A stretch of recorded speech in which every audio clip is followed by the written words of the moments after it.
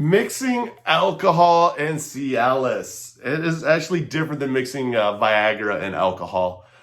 Mixing alcohol and Cialis is designed more time release. Like it's in your system a lot longer. Viagra's in your system for only maybe 4 or 6 hours max, where Cialis is there for 24 to 48 hours. So there's a huge difference in mixing these two.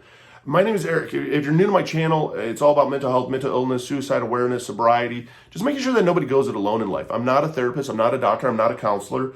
I am diagnosed with ADHD, PTSD, GAD, and MDD. I lost a wife and a father to suicide. I'm a recovering cocaine and alcoholic addict. One of the combinations that I did a lot of was mixing Cialis and alcohol. Well, I started drinking alcohol usually about 7:30 in the morning, and I would drink until I passed out. I struggled with a lot of sex addiction, and especially when I was using it, it became this beast that I was having sex every day, a couple times a day.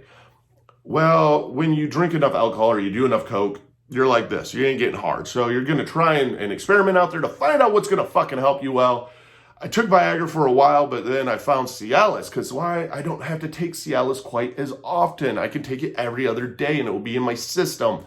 And that's true. Cialis does last in your system a lot longer. I can tell you from personal experience, that stuff would help me for about 24 hours. I don't think it was really helping me, but it was in my system for 24 to 48 hours. I only took it once every other day, and I was still able to have sex a lot of times both days. The problem, though, that with that drug is because it's in your system, because of the increased blood flow, I started drinking at usually about 7:30 in the morning. So I got fucked up a lot quicker, a lot easier, a lot earlier than what was happening before when I was taking Viagra. I was blacking out a lot more often, a lot quicker. I was starting to black out throughout the day. Where before, when I was taking Viagra, I'd end up blacking out typically at night. But with Cialis, I was literally blacking out in the afternoon. I had dealt and talked with customers that I wasn't even aware that I had talked to because I was blacking out during the daytime. And when I blacked out, I mean, you're fully functioning, you're still talking. So like with me, I don't know how people didn't understand how fucked up I was, but apparently they didn't. They just thought it was me and my personality, which that goes a lot to show for my personality, I guess. But I would not remember huge chunks out of the day.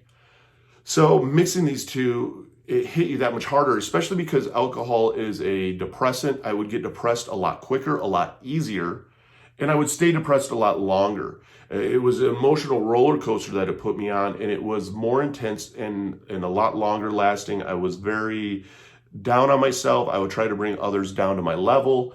Even the people that I was sleeping with, I was manipulative. I was hurting towards them. And it was one of those things that it was not who I wanted to be. Mixing these two drugs, you run into a lot of aspects of, I mean, getting a DUI, hitting somebody, running somebody over. I mean, there's so many things that happen when you drink alone that now adding something to it that increases your blood flow, that increases it hitting you that much harder, it makes it only that much worse. I mean, you are not in a conscious mindset of saying, fuck, I can't drive. Fuck, I can't do this. I shouldn't do this. No, you're not. And especially when you're depressed, one of the things I'm very grateful for is that I didn't have a gun and I don't own a gun because I would get so much more depressed even, and it made me such a stronger depressed state. Yeah, great. I was able to have sex. I was able to get it hard no matter how much alcohol and cocaine I drank. It still got hard, but I don't remember any of it. I don't remember a lot of the experiences. It's bits and pieces. It's a lot of hurt and a lot of damage that I did to other people. It's a lot of ruining to my life that I did, all because I didn't give a shit. Mixing these two drugs, I mean, I could be in prison right now for some of the things that I could have done driving a vehicle. I mean, it's not uncommon to hear of drunk drivers hitting other people, and I'm grateful that I never did. And I worry about what could have happened still, and it still stresses me out. And mixing these two drugs just makes it that much worse. It makes it to that point that you really don't remember anything. I mean, you put yourself at risk of kind of, getting somebody pregnant, of getting a disease, of getting something that's going to fucking fuck up your life permanently because you don't care and you don't think about it.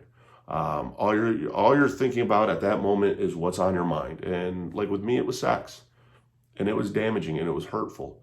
The alcohol hits your system that much stronger, that much harder. And imagine drinking a couple drinks and you're fucking blacked out, 15 minutes later. That's not fun. You don't remember what's going on. You isolate yourself away from friends. You isolate yourself away from family because all you're concerned with is drinking. And when you black out, you're typically not talking to a lot of people or like actively like seeking out people unless people are texting or calling you. So you're not going to be around a lot of your friends. You're not going to be around a lot of your family. And that's the unfortunate side of it.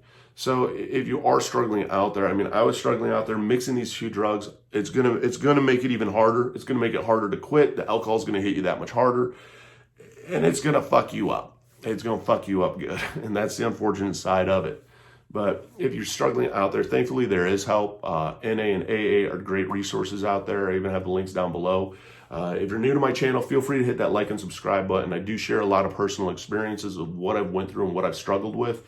Down in the description box are links to all my different social medias when it comes to any kind of support that I give, along with even links to the mental health discords for peer-to-peer support. There's no doctors or counselors there. It's just peer-to-peer support, reminding us that we're okay and what we're going through is okay, because life is trial and error to find out what works for us and what's best for us. I have links down below even to things on Amazon like fidget cubes, fidget spinners that can help cope with anxiety. They're things that I use. Even a link down below for BetterHelp, online therapy. If you've never tried therapy before, therapy helps and it makes a difference and it helps with these struggles that we're going through. And remember this, that you're not alone, that it is okay, that it does get better. But you know what? You don't have to take it on. You got support. There are people that do care about you. Even though our brain tells us that nobody fucking understands, believe me, people do. Also, if you're new here, comment.